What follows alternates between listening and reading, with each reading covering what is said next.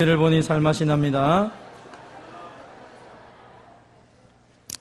오늘 본문의 말씀을 가지고 내 아버지께 복받을 자들이여 라는 제목으로 함께 말씀을 나누고자 합니다. 한번 따라해 봅시다. 내 아버지께 복받을 자들이여.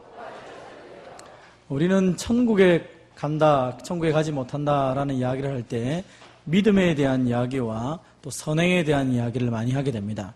그래서 일반 사람들이 생각할 때 좋은 일을 많이 하면 좋은 데 가는 것 아닌가.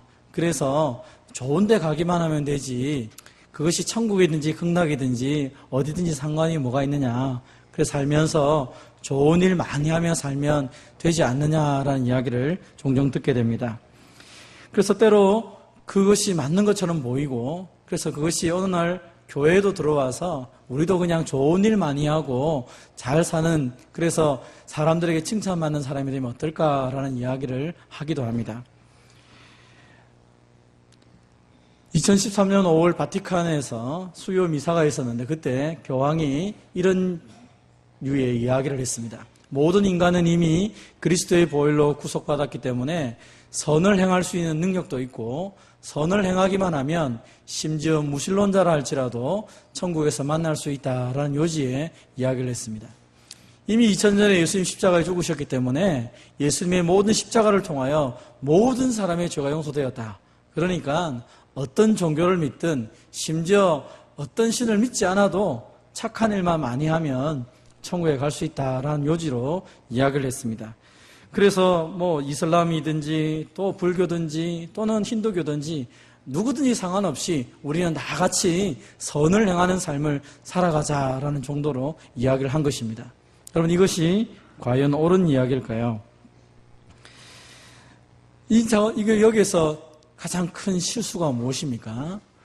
믿음이 없는 자들에게 생명이 없는데 어떻게 열매를 맺어가며 살아가느냐, 이 문제가 사실 굉장히 중요한 문제입니다. 생명이 없는데도 열매가 중요하다고 생각하는 사람들이 종종 있습니다. 사실 이것은 우리가 자주 이야기하는 이야기 중에 이런 이야기로 이야기를 가져올 수 있습니다. 어떻게 하면 천국에 갈 수 있습니까? 학생들에게 질문을 한 적이 있습니다. 물론 성도들에게도 동일하게 질문을 했습니다. 1번, 예수님을 믿기 때문에, 믿음으로. 2번, 선을 행하기 때문에. 3번, 믿고 선을 행하면 천국에 갑니다. 1, 2, 3번 중에 본인의 마음, 본인이 생각하는 대로 한번 체크를 해보라고 했습니다.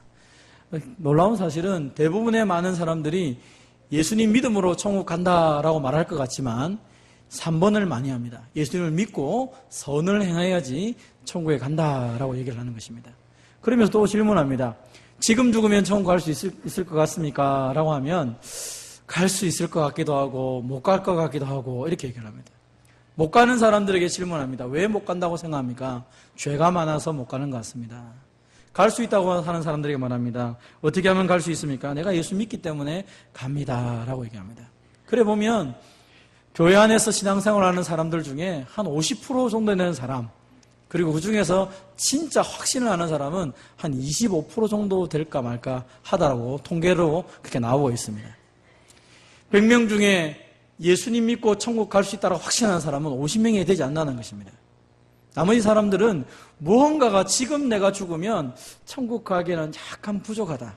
그 이유가 죄를 회개를 다 못했거나 착한 일을 하지 못했기 때문에 내가 그런 것이 아닌가라고 하는 이 막연한 두려움이 많이 있는 것 같습니다. 특별히 오늘 이 본문이 우리가 방금 읽었던 예수님이 하셨던 양과 염소의 비유를 통하여서 심지어 교황까지도 선을 행하면 하나님께 복을 받고 천국 간다라고 해석을 하기도 합니다. 그럼 그것이 과연 옳은 해석일까요? 성경은 여기에 대해서 우리에게 좀 명확하게 몇 가지 말씀을 통하여서 진짜 하나님 나라의 기준, 또 이 땅을 살아가는 삶의 기준이 무엇인지를 본문의 말씀을 통하여 이야기하고 있습니다. 같이 한번 먼저 따라해 봅시다. 예수님은 심판조로 다시 오십니다. 먼저 우리가 기억할 것은 예수님이 다시 오신다는 것입니다. 예수님이 비유를 할 때 이렇게 말씀했습니다. 인자가 자기 영광으로 모든 천사들과 함께 올 때에 자기의 영광의 보좌에 앉으리니 모든 민족을 그 앞에 모으고 각각 분별하기를 목자가 양과 염소를 분별하는 것 같이 하겠다라고 말합니다. 여기서 말하는 인자는 예수님을 가리키죠. 그리고 자기 영광으로 모든 천사와 함께 온다는 것은 예수님의 재림을 말합니다. 그리고 자기 영광에 보지 않는다는 것은 인류를 심판하는 왕으로 오셔서 세상을 심판한다는 것입니다. 그럼 우리가 명확하게 하나 알아야 될 것은 예수님은 반드시 심판자로 다시 오신다는 사실입니다. 그래서 우리의 모든 삶에 대해서 예수님은 반드시 심판을 하는 것입니다. 오늘 본문에 보면 오른편에는 양이 있고 왼편에는 염소가 있습니다. 오른편에 있는 양들을 가리켜서 뒤에 보면 의인이다라고 말합니다. 그리고 왼편에 있는 염소를 가리켜서 저주를 받은 자다라고 얘기합니다. 사실 우리는 이 개념이 잘 이해가 되지 않습니다. 그런데 유대인들은 이 개념이 명확합니다. 오른쪽이라는 것은 다 좋은 것입니다. 이 사람들 입장에서 오른쪽은 좋은 곳이라는 것입니다. 그러니까 양이라는 존재 자체는 명예롭고 좋은 것을 상징할 때 양이다라고 얘기합니다. 그 의인이라는 것입니다. 그리고 오른쪽 하면 밝고 힘있고 뭐 이런 것을 말합니다. 반대로 왼쪽은 어둡고 수치스럽고 악하고 그런 것을 말합니다. 그러니까 오른쪽에 양이 있는 것은 당연한 것입니다. 왼쪽에 염소가 있는 것도 당연한 것입니다. 오른쪽에 있는 양들은 당연히 상을 받고 칭찬을 받는다라고 이 비유를 시작하자마자 모든 유대인들은 다 알아들은 것입니다. 그리고 왼쪽에 있는 염소라는 당연히 저주받을 존재라는 것을 비유가 시작되자마자 이 사람들은 다 알고 있는 것입니다. 왜냐하면 그들의 생각에는 이것이 당연한 것처럼 되어 있기 때문입니다. 우리가 쉽게 얘기하면 이런 거 있지 않습니까? 외국 사람들이 이해하지 못하는 한국 사람들의 특징 이런 거 있지 않습니까? 일본하고 한국하고 축구를 하면 무조건 일본한테 이겨야 됩니다. 실력이 중요한 게 아니죠. 이겨야지 기분이 좋고 지면 우리가 순위가 아무리 낮아도 지면 화가 납니다. 한국 사람이기 때문에 그런 것입니다. 밥을 먹더라도 김치가 없으면 뭔가가 이상한 것입니다. 이게 한국 사람만이 알 수 있는 특징처럼 유대인들도 본능적으로 오른편 하면 좋고 복받고 잘되고 이런 것입니다. 왼편은 무조건 안 좋은 것입니다. 그러니까 이 비유를 통하여서 예수님이 하시고자 하는 게 뭡니까? 반드시 심판이 있는데 하나님께 상을 받고 칭찬을 받고 좋은 은혜를 받는 부류가 있고 하나님께 심판을 받고 저주를 받고 벌을 받는 부류가 있다는 것입니다. 이 양자는 분명한 것입니다. 중요한 것은 이 양자의 심판의 근거가 되는 것이 무엇이냐 하는 것입니다. 요한계시록에도 보면 크고 흰 보좌와 그 위에 앉으신 자를 보았다라고 요한이 얘기합니다. 바로 예수님이 그 백보자 심판에 앉으셔서 세상을 심판하는 것을 말합니다. 거기에는 죽은 자들이 물온대소하고 다 그 보좌 앞에 서게 됩니다. 그리고 그들 앞에 책이 펼쳐집니다. 그들이 살았던 모든 행위를 따라서 심판을 받게 되는 것입니다. 그리고 그 심판받은 모든 사람들은 다 지옥불에 던져진다라고 요한계시록 20장은 말을 합니다. 그리고 고린도후서 5장에도 보면 예수 믿는 그리스도인들은 그리스도의 심판대 앞에 서서 그들도 역시 선악간에 그들의 몸으로 행하는 것을 따라서 받는다라고 말합니다. 다시 말해서 예수를 믿든 예수를 믿지 않든 이 땅에 있는 모든 사람들은 이 땅에 살았던 삶의 근거가 되어서 그것이 지옥과 천국을 판단하는 근거가 된다는 것입니다. 그렇다면 우리의 삶의 근거, 내가 무엇을 얼만큼 해야 하나님 나라에서 영광을 받고 무엇을 어떻게 해야 하나님께 칭찬을 받는 삶이 됩니까? 오늘 본문은 그것을 우리에게 말씀을 하고 있는 것입니다.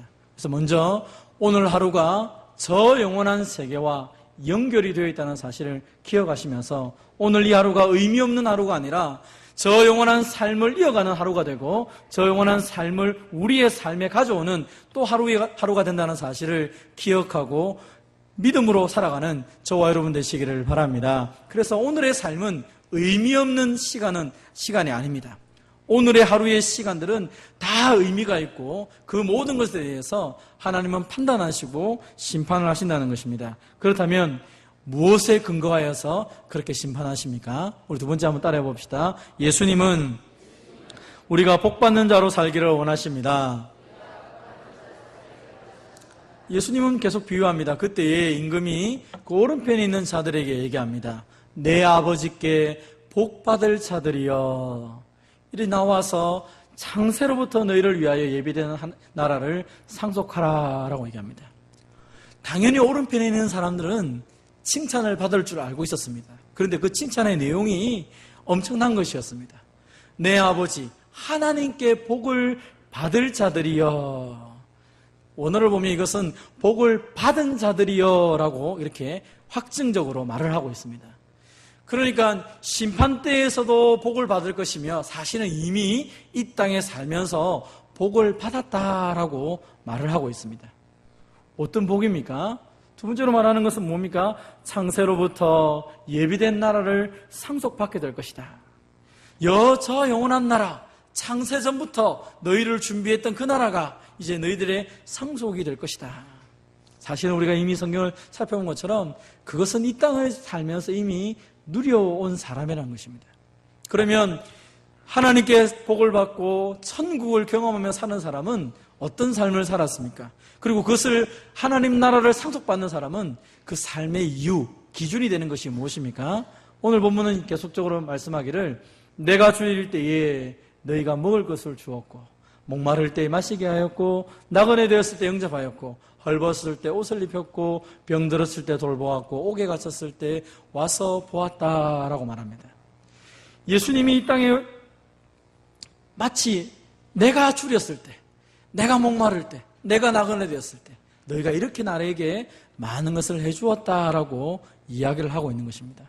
이렇게 보면 하나님 나라의 상속자들, 하나님께 복을 받는 자들은 선을 행한 자들, 예수님에게 그런 놀라운 일을 행한 자들이라고 볼 수 있을 것입니다.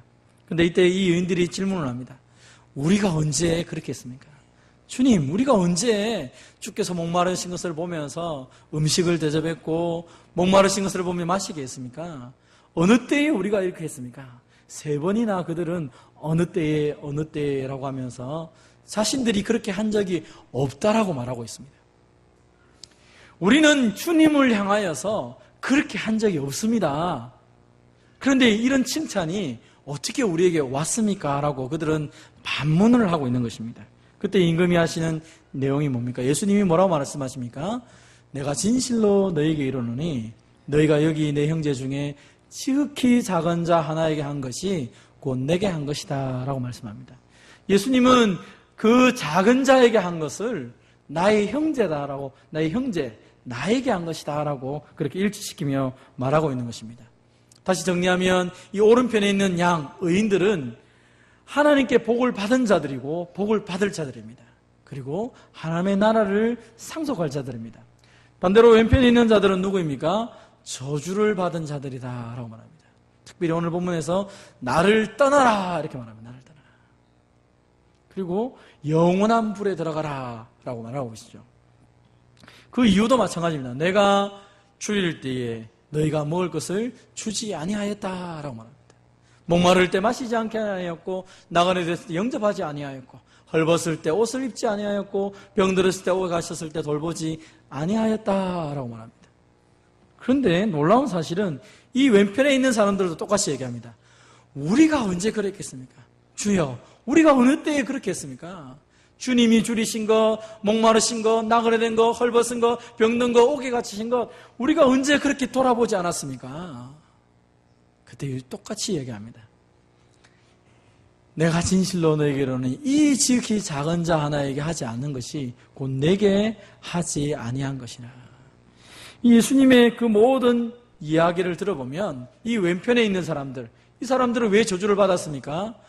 이 사람들은 왜 이미 지옥불에 들어가도록 결정되었습니까?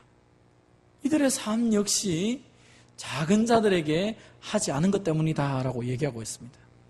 특별히 오늘 본문에서 이 왼쪽에 있는 사람들에게 좀 더 강조하고 있는 내용이 하나 있습니다. 나를 떠나라 라고 얘기합니다. 여러분, 이 나를 떠나라는 말은 마태복음 7장 23절에 이렇게 인용이 되어 있습니다. 그때 내가 그들에게 밝히 말하되 내가 너희를 도무지 알지 못하리니 불법을 행하는 자들아 내게서 떠나가라. 그럼 마태복음 7장 23절 전후에 보면 이 사건의 내용은 이런 것입니다. 예수님이 마지막 날에 대한 이야기를 하면서 그때 이런 얘기를 합니다. 나더러 주여 주여 하는 자마다 다 천국에 들어갈 것이 아니다 라고 말합니다. 그럼 어떻게 해야 됩니까? 아버지의 뜻대로 행해야 된다는 것이죠. 근데 그때 사람들이 말합니다. 우리가 주의 이름으로 귀신을 쫓아내고 주의 이름으로 병을 고쳤고 주의 이름으로 이것저것 했고 주의 이름으로 기적을 행했는데 우리는 도대체 무엇입니까? 우리가 주님의 이름으로 했지 않습니까? 그때 예수님께서 내가 너희를 도무지 알지 못한다라고 말하는 것입니다. 그럼 여기는 우리의 큰 고민이 생깁니다. 왜냐하면 주님의 이름으로 이 사람들을 했다는 것입니다. 그런데 주님이 나는 도무지 너희를 알지 못한다라고 말하고 있는 것입니다. 그러면 주님의 이름으로 했던 사람은 뭐고 주님은 왜 모른다고 말씀을 했을까요? 마태복음 7장의 문맥상으로 보면 이들은 겉으로는 주님의 이름으로 했습니다. 그래서 기적을 행하기도 하고 병을 낫기도 하고 그들이 가는 곳마다 놀라운 역사들이 있었습니다. 그것도 예수님의 이름으로 그런 것들이 있었다는 것입니다. 그러나 주님하고는 상관이 없다는 것입니다. 겉으로 볼 때는 그것이 진짜로 예수 믿는 사람인지 정말로 예수님의 이름으로 능력으로 했는지 아니면 겉으로만 그렇게 했는지 우리는 알 수가 없습니다. 겉은 똑같기 때문입니다. 무엇이 문제라는 것입니까? 그들의 근본적인 것이 문제라는 것입니다. 주님께서 나를 떠나라 라고 말했던 이 사람들의 근본적인 모습들은 주님과 관계없이 자기의 이름과 자기의 능력으로 행하면서 겉으로만 예수님의 이름을 사용했다는 것입니다. 주님은 이것에 대해서 말을 하고 있는 것입니다. 오늘 본문도 마찬가지입니다. 마태복음 25장과 마태복음 7장은 오늘날 많은 사람들이 오해하는 본문입니다. 특별히 지극히 작은 자라고 하는 이 사람에 대한 해석이 잘못되었기 때문에 많은 사람들이 오해를 합니다. 그럼 지극히 작은 자는 누구입니까? 본문에서 예수님은 내 형제다라고 말합니다. 예수님의 형제라는 것입니다.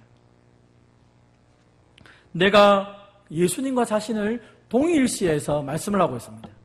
다른 본문에서 보니까 예수님이 내 형제다라고 말했던 사람들은 말씀대로 행한 사람들을 가리켜서 나의 형제라고 표현을 합니다. 그리고 예수님과 동일시 되었던 사람들은 사도행전 9장에 보면 예수 믿는 사람들, 다시 말하면 교회를 말하는 것입니다. 그래서 1차적으로 지극히 작은 자라는 것은 예수님 말씀대로 살아가다가 옥에 갇히고 헐벗고 고통을 당하는 그 많은 하나님의 백성들을 가리켜 말합니다. 마태복음 11장 19절에서 예수님이 작은 자라고 표현할 때는 연약한 자들까지도 포함됩니다. 하나님이 아니면 도움받을 수 없는 사람들, 하나님을 향하여 도움을 구하는 사람들을 가리켜서 지극히 작은 자라고 표현을 합니다. 그러면 오늘 본문에서 말하는 지극히 작은 자라는 것은 누구입니까? 그것은 하나님 말씀대로 살다가 고난당하고 어려움당하는 하나님의 백성들을 말하기도 하고 또 하나님을 향하여 도움을 구하는 그 많은 사람들을 포함하여서 지극히 작은 자라고 말씀하고 있습니다.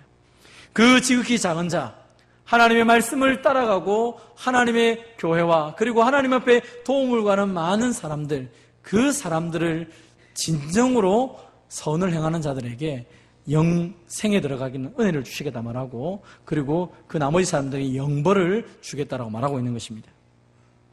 어쩌면 이 본문을 잘못 이해하면 한 관원이 예수님에게 왔던 질문을 동일하게 얘기합니다. 선한 선생님이여, 내가 무엇을 하여야 영생을 얻으리까? 아니, 이 본문을 좀 더 명확하게 다시 우리가 가지고 있는 마태복음 25장을 통하여 표현하면 이렇게 될 수 있습니다. 우리가 얼마나 선을 행하여 얼마나 작은 자들에게 선을 행하여 영생을 누리고 저 영원한 천국을 선물로 받을 수 있습니까? 내가 얼마나 착한 일을 많이 해야 내가 구원을 받을 수 있습니까? 여러분, 우리가 얼마나 착한 일을 해야 저 영원한 천국에 갈 수 있을까요? 만약 2013년 교황이 했던 그 말에 의하면 착한 일만 하면 천국 갈 수 있다고 했는데 어떻게 착한 일만, 얼만큼 착한 일을 해야 저 영원한 천국을 갈 수 있고 천국을 소유하며 살아갈 수 있습니까? 얼만큼 해야? 근데 예수님은 얼만큼 해야 된다라고 말하고 있지 않다는 것입니다. 율법의 행위로는 그 앞에서 의롭다 하심을 얻을 육체가 없다라고 말합니다. 얼만큼 해야 의로운 것이 아니라는 것입니다. 얼만큼 해도 의롭지 않다는 것입니다. 선행이라는 것은 하나님 나라를 갈 수 있는 근거가 아니라고 명확하게 말합니다. 오히려 선행이라는 것이 무엇입니까? 하나님 나라에 들어가는 사람들이, 예수님 믿는 사람들이 이 땅에서 삶의 열매를 드러낸 것이라고 말하고 있습니다. 다시 말하면 선행이라는 것은 믿음의 결과요, 믿음의 열매요, 믿음의 외적인 표현이라는 것입니다. 믿기 때문에 선을 행하는 것이라는 것이죠. 저는 얼마 전에 우리 연못 옆에 있는 나무가 사과나무라는 사실을 알게 됐습니다. 3년이 지나가는데요. 이유는 뭐냐면 제가 왔던 첫 해, 두 해 때는 그 나무에서 사과가 안 맺혔습니다. 그래서 저 나무가 무슨 나무일까? 왜 저걸 저기다 심었을까? 늘 그 생각을 했었습니다. 근데 올 6월달 됐을 때 보니까 사과가 열렸더라고요. 사과를 따서 우리 많이 나누어 먹었는데, 이 나무가 사과나무였구나라는 사실을 알게 됐습니다. 여러분, 제가 질문을 해볼게요. 잘 들었고 대답을 해보십시오. 제가 그 사과를 맺힌 것을 따먹으면서 이 나무가 사과나무였구나라고 알았다 그랬습니다. 그러면 이 나무는 사과를 맺었기 때문에 사과나무입니까? 원래부터 사과나무였습니까? 아니, 제가 그전에는 몰랐다니까요. 이게 사과나무인지. 근데 제가 3년째 됐을 때 보니까 사과가 열려서 따서 먹었습니다. 우와, 사과가 열렸으니까 사과나무네? 이 나무는 사과를 맺었기 때문에 사과나무입니까? 원래부터 사과나무였습니까? 그렇죠. 또 오늘날 많은 사람들이 착각하는 이유는 뭐냐면, 사과가 있으니까 당연히 사과나무네. 사과가 맺으면 다 사과나무라고 생각합니다. 사과를 갖다 붙여 놓을 수도 있고, 사과나무가 아닌데 사과를 붙여 놓을 수도 있습니다. 묶어 놓을 수도 있고, 그래서 사람들에게 사과가 주렁주렁 열린 것처럼 보여질 수 있다는 것입니다. 그런데 그것은 해가 거듭될수록 계속 사과를 맺을 수 없게 됩니다. 왜냐하면 사과나무가 아니기 때문입니다. 그런데 사과나무를 심어 놓으면 첫 해는 사과 열매가 안 맺어질 수도 있습니다. 시간이 지나서 때가 됐을 때 열매가 맺어집니다. 제가 잘 모르지만 내년이나 내후년에 사과나무에 또 사과가 열릴 것 같습니다. 왜요? 그 나무는 사과나무니까요. 나무는 반드시 열매를 맺게 되어 있습니다. 때로는 열매를 안 맺지만 그러나 그 나무는 반드시 계속적으로 열매를 맺어가는 것입니다. 그래서 예수님은 이렇게 말씀했습니다. 같이 한번 읽어보겠습니다. 시작. 이와 같이 좋은 나무마다 아름다운 열매를 맺고 못된 나무가 나쁜 열매를 맺나니 좋은 나무가 나쁜 열매를 맺을 수 없고 못된 나무가 아름다운 열매를 맺을 수 없느니라. 이러므로 그들의 열매로 그들을 알리라. 아멘. 이 마태복음 7장을 오해하면 이렇게 됩니다. 열매를 봐서 나무를 알기 때문에 열매만 보면서 나무를 판단해야 된다고 생각할 수 있습니다. 그러나 이 본문의 중요한 의미는 좋은 나무는 반드시 아름다운 열매를 맺는다는 것입니다. 나무가 중요하다는 것입니다. 나무가. 마태복음 25장에서도 똑같은 표현입니다. 양과 염소를 말할 때 그들은 동일하게 얘기합니다. 주님, 우리가 언제 그렇게 했습니까? 놀라운 사실은 이 심판으로 있는 임금 예수님은 양을 향하여서는 나쁜 것을 하나도 말하지 않습니다. 여러분 생각해 보십시오. 오른편에 있는 의인들은 항상 좋은 일만 있을까요? 항상 잘하고 항상 칭찬받을 일만 있을까요? 그리고 왼편에 있는 염소들은 날마다 저주받을 일들만 하고 좋은 일은 한 번도 하지 않았을까요? 저는 그렇게 생각지 않습니다. 양들 중에도 나쁜 일을 했을 수도 있습니다. 여러분 우리가 그렇지 않습니까? 우리가 늘 좋은 일만 합니까? 나쁜 일도 합니다. 나쁜 사람도 좋은 일을 합니다. 근데 중요한 것은 이 심판을 하고 재판을 하는 이 임금님이, 이 예수님이 오른편에 있는 양들에게는 좋은 것만 보고 그 좋은 것을 향하여서 상을 준다고 말하는 것입니다. 왼편에 있는 사람은 그 나쁜 행동을 바라며 저주받은 자들하며 심판하며 영벌로 그들을 보낸다는 것입니다. 주님이 보시는 것은 그들이 잘했느냐 못했느냐 그것을 말하는 것이 아니라 그들의 존재를 먼저 말하면서 그 존재에 합당한 열매를 맺었을 때에 칭찬을 하고 상을 준다는 것입니다. 여러분, 그래서 우리가 선을 행하며 살아가는 건, 선행이라는 것은 천국을 가는 조건이 아니라는 것입니다. 우리는 하나님의 백성이고 하나님의 자녀이기 때문에 우리의 삶을 통하여서 아버지께 영광을 돌리는 것은 당연한 것입니다. 탈무드에 보면 오늘 본문에 나타난 6가지 행동들, 가난한 자들에게 헐벗었을 때 옷을 입히고 배고플 때 음식을 주고 목마를 때 마실 것 주면, 이 모든 행동들을 가르쳐 말하기를 하나님이 하나님의 백성들에게 이렇게 했다라고 탈무드에 나옵니다. 그러면서 오늘 본문을 인용하며 이렇게 말합니다.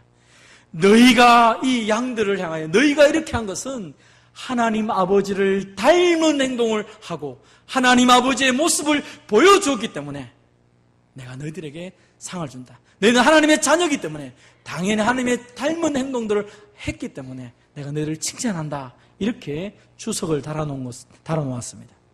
무엇을 말합니까? 여러분, 본문에 나타난 이 6가지 행동들은 하나님이 우리에게 행하신 행동입니다.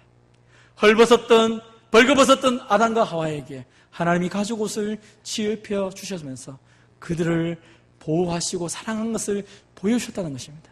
그 주님을 믿기 때문에, 그 주님의 마음을 가졌기 때문에 주님처럼 헐벗은 사람들을 돌보아 준다는 것입니다. 그럼 우리가 하나님 아버지를 드러내기 때문에 사람들은 우리의 모습을 보면서 하나님께 영광을 돌리는 것입니다. 그러므로 오늘 본문은 우리에게 말합니다. 내 아버지께 복을 받은 자들이여, 너희가 이 땅 가운데 속에 살면서 그 아버지의 영광을 드러내어라. 그리고 그것이 너희들이 하나님의 나라를 상속하는 근거가 될 것이고 하나님의 나라를 누리는 누림이 될 것이다 라고 말합니다. 여러분, 그래서 천국을 갈 사람은 이 땅에서 안다고 말합니다. 왜요? 그 사람의 삶의 모습을 보면 알게 되죠.